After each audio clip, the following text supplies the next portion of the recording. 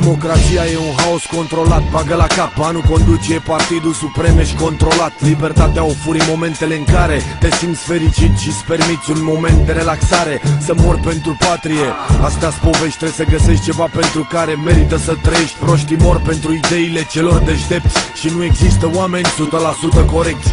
Cei bogați ignoră oamenii desculți, învață să asculți, nu disprețui oamenii săraci, dar culți. Vei reuși, vei fi privit cu admirație și ură, vei fi invidiat pentru femeia ta bună de pulă. Legile sunt pentru noi cei de rând și asta nu se va schimba curând. Încearcă să mă crezi pe cuvânt, nu pot forța un om să te placă.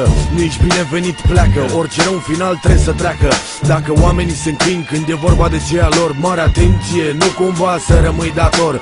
Pot fi tras în pulă de cel mai apropiat, pot fi înșelat de curva cu care împarți același pat. Să cer sprijin de la cei care se clatină, egal cu a căutare cunoașterea în discuri de platină. Fii pregătit să greșești, pregătit să urăști, trebuie să privești cu detașare, mental să fii tare. Fii pregătit să insulți, pregătit să minți, adevărul e subiectiv căci e scuipat printre dinți. Fii pregătit să greșești, pregătit să urăști, trebuie să privești cu detașare, mental să fii tare. Fii pregătit să insulți, pregătit să minți, adevărul e subiectiv căci e scuipat printre dinți. Pregătit să mori, sărac să ai, să cari, să n-ai, să iei, să dai, cândva că toți te plac așa. Fii pregătit, mulți de ură să înfrunți, să ai puterea să zâmbești văzându-ți părinții cărunți. Când toate nu merg sau merg prost, fără cuvinte, învață să mergi cu pași mari înainte.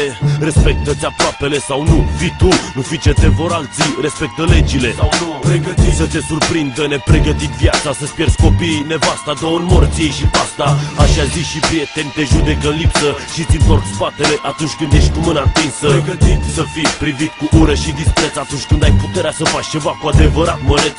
Nu te lăsa condus, nu ai de ce să admiți.